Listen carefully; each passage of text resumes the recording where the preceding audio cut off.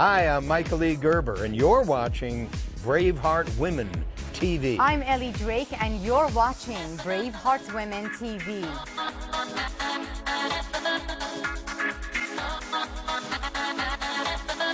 Hello and welcome. You're watching Braveheart Women TV. I'm Ellie Drake, and this is your professional success show.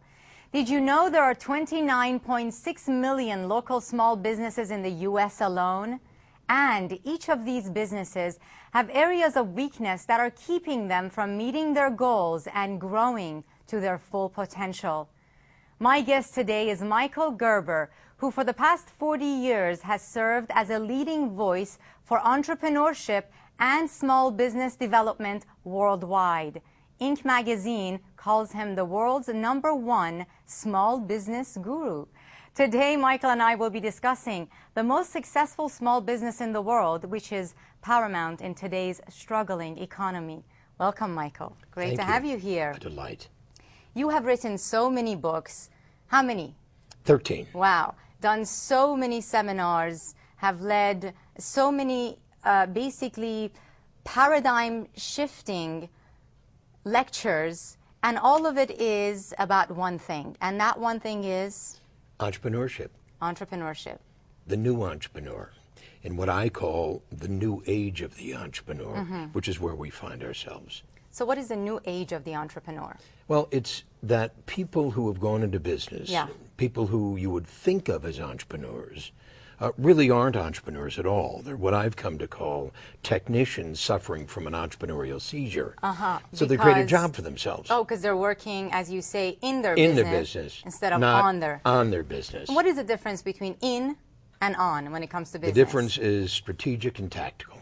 Okay. Strategic and tactical. When you're working on your business, you see your business as a part from you, as opposed to a part of you. Yes. So when you're working on your business, you're not your business. Your business is an organism all of its own. It's a life all of its own. And entrepreneurs have the ability to distinguish between a business that has a life all of its own and one that consumes your life. And if you're beginning as a budding entrepreneur, isn't it normal to have your business consume your life for at least a few years? Well, more than a few years. Yeah. But you understand, I distinguish between being consumed by your business and being obsessed about your business. There's a huge distinction. Okay. So understand, this is a labor of love. Yes. And this love, in order for it to be fully realized, has to be actualized by understanding the form a company takes when an entrepreneur truly begins to create it, design it, to populate it with the systems that are essential for it to grow. And you say every entrepreneur, every person deciding to be an entrepreneur can be successful regardless of their past experience. Absolutely. So what you're sharing with me, the strategy and the mindset, though, how are we supposed to have that if we're so new in business? If we're born to create, we then already possess what's essential to truly begin this extraordinary art form. And that art form is a natural thing as you begin with a blank piece of paper and beginner's mind. So we're all natural entrepreneurs. Every single one of us. Every single one of us. Well, you were a child. Yeah, I know, I am. I was a child. Yeah. We are children, and children create constantly. That's what we do. But when it comes to creating in today's economy, you know, the children inside of us, the child inside of me who wants to tap into that artistic, creative part, that's not enough, though, because today I have to delegate and have employees, and of course in this economy things are a bit slower, are they? Of course, but that's all the work of it. Okay. So let's go back to the beginning again. Yeah. You understand, we're in the dreaming room. Okay. That's what we call it. At Origination, our company. In the dreaming room, something distinctly different happens. That's what happens before you write a business plan. That's what happens when the entrepreneur truly begins to awaken. The problem with most people who are technicians suffering from an entrepreneurial seizure, they become completely engrossed in doing it, busy, without truly stopping to see more clearly what it is they're there to do. So what I'm hearing you say is that the reason most of us as entrepreneurs are struggling, it's not because of external circumstances such as the economy. it does have some effect, but it's because you really have not yet awakened that visceral, potent, entrepreneurial energy inside of you. You're mechanically going forward, but you're not viscerally connected. Yes, absolutely. Couldn't have put it better myself. Absolutely beautifully said. I have to say, this is surprising to me, because I was thinking that you, having been in business for such a long time, so successful, you've taught so many people to be so successful, that you were going to say, okay, let's talk about technical stuff, strategy, mental stuff, and you're saying the entrepreneur within, the connection to that. Yeah. So that's surprising. Yeah, well, the beauty of it is, Yes. it's surprising to most people. If you read the E-Myth, Yes. the original book, and look at the quotes at the beginning of each chapter, you will see quotes about Zen Buddhism. You'll see quotes, all of which speak to the higher self, not the lower self, not the doing it. Because if we become consumed by reactivity, doing it for fear that we're not going to have enough, we're not going to get enough, we're not going to know how, we're not going to do how, and all that, we lose it. We completely lose the true joy of entrepreneurship. And your company is a creation. It's a new life. Yeah. It takes time, but most important, it takes engaging with that part of yourself who is there to create it. So it takes time. So can you just tell us, all of us watching, on some level, we're like, how much longer is it going to take?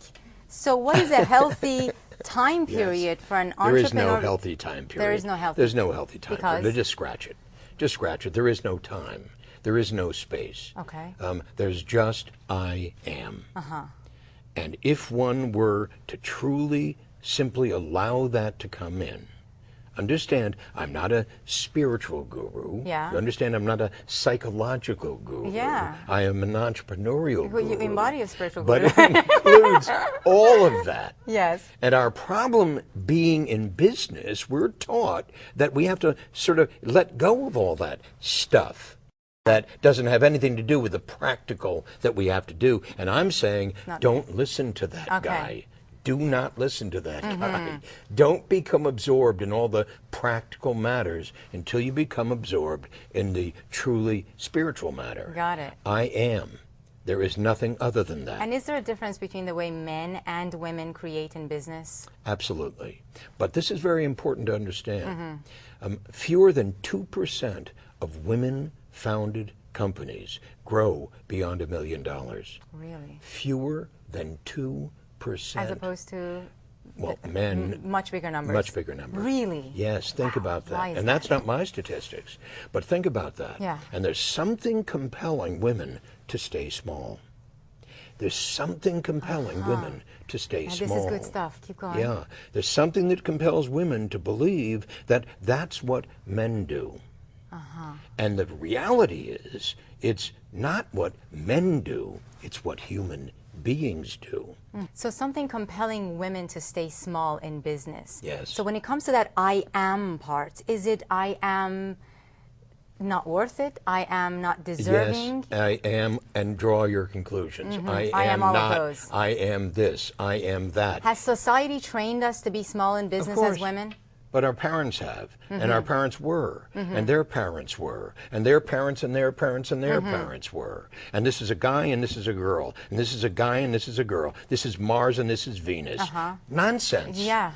It's all bullshit. Human beings. Yes. Thank you. I appreciate that. Yes. Right. We're two human beings here right. that are really one human being. Yes. And the minute you get that, the minute you feel that, something startling happens. If women watching right now say, and for our last point, if they say, well, in this economy, am I supposed to start a business? Forget you it. say? Forget it. Forget about this economy. There is no this economy.